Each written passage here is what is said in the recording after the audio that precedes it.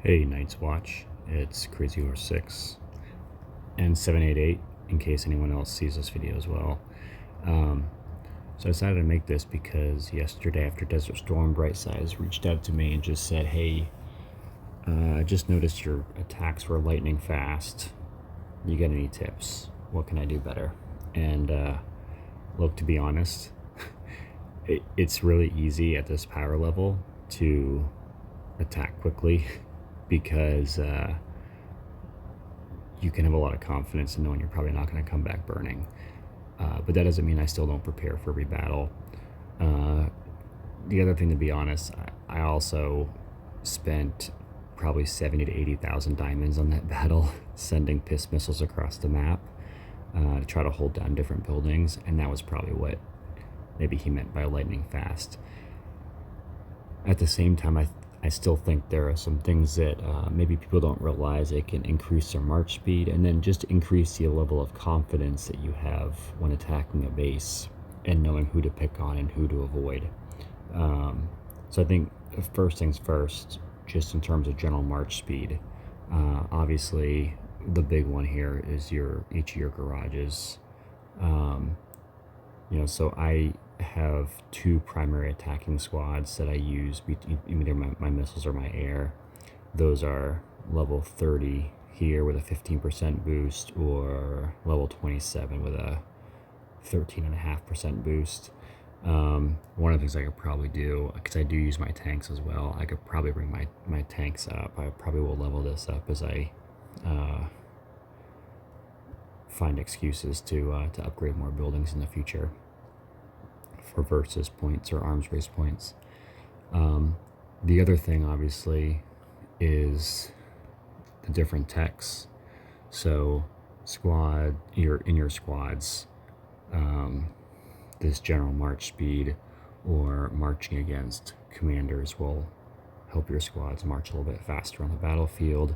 And then, of course, it's also in the Siege to Seize tech as well. And is it in defense? Yep, it's in defense fortifications as well. So you can boost your general march speed there. And then here's the thing. I'm not going to get this without spending a bunch of money, but you do get a 20% buff from VIP 16. And you can actually see all the effects of your buffs by going to your headquarters, clicking the graph, go to combat. And if you scroll all the way down,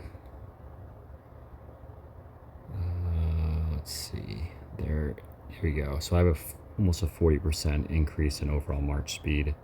I don't think that counts the individual squads, so add 15% to that for my squad 1, 13.5 for squad 2.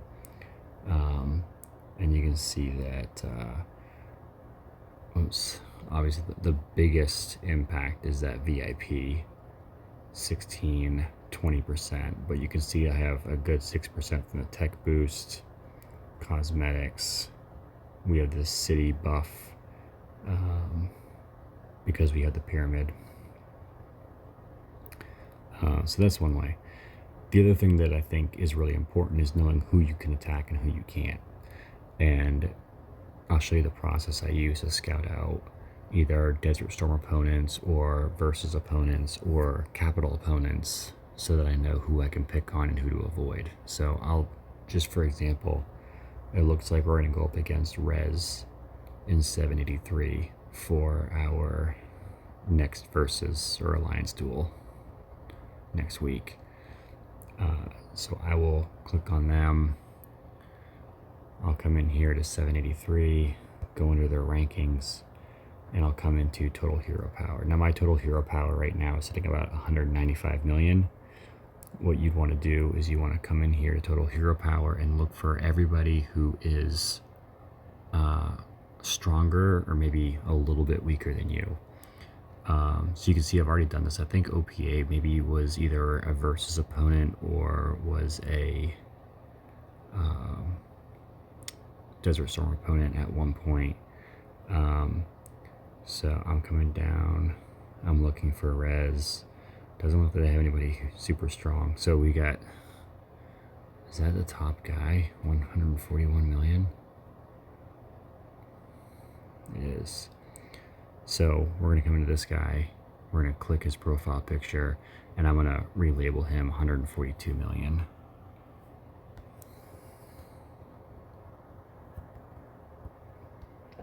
And that just gives me a rough idea of his total hero power. Who else do we have here? We'll get this guy 133 million. So obviously the more people who are stronger than you are, the more people you're coming down and renaming. But I generally go, if I'm at 195, I will generally rename everybody who's stronger than me, and then I'll go down like maybe another 15 or 20 million. So I'll go down to like 180. Like you see, I did rename this guy at 178. And he was 173 at the time. I was probably a little bit lower.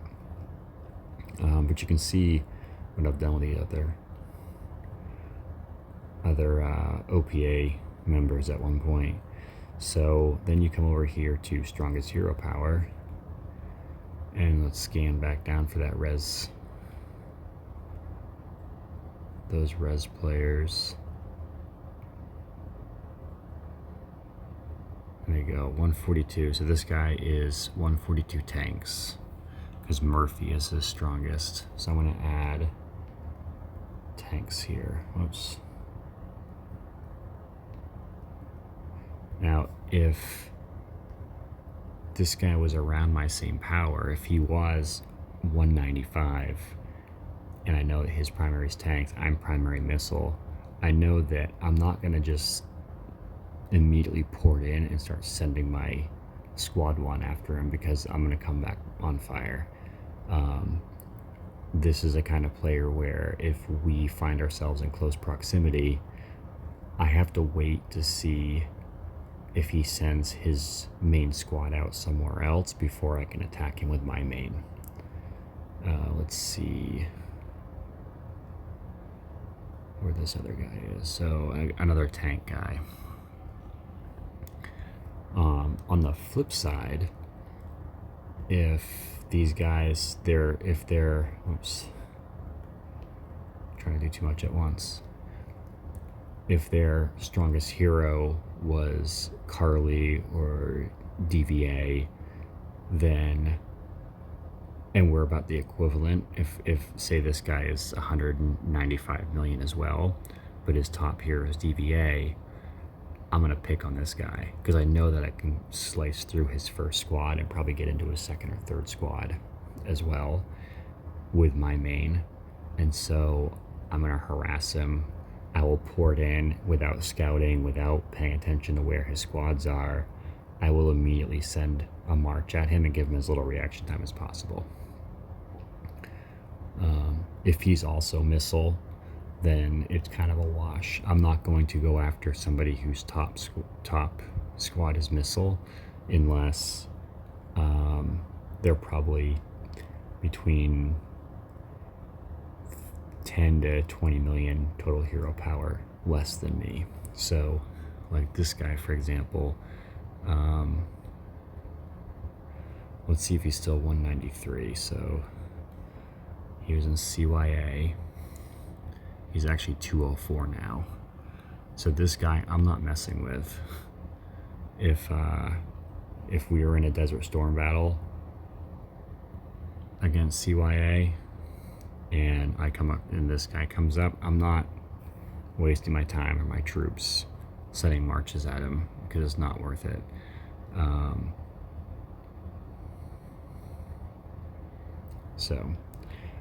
There you go. That's what I recommend doing. It actually goes pretty quickly.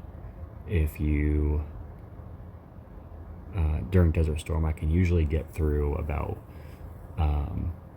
their top 10 to 12 players in that alliance, whoever we're facing in Desert Storm.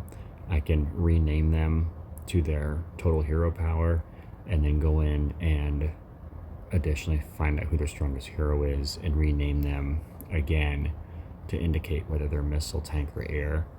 And that usually takes me like the 5 minutes of prep time. I can usually get their top 10 or 12 players all renamed. And that just tells me, like, if I see someone about my same power who is a primary heir, it means that I'm just going to pester them the whole time. And I don't have to worry about scouting. I don't have to pay attention to where their main squad is. I can hit them with a lot of confidence. So there you go. Hope that's helpful. And remember, Reconnaissance lays the groundwork for successful battles every time.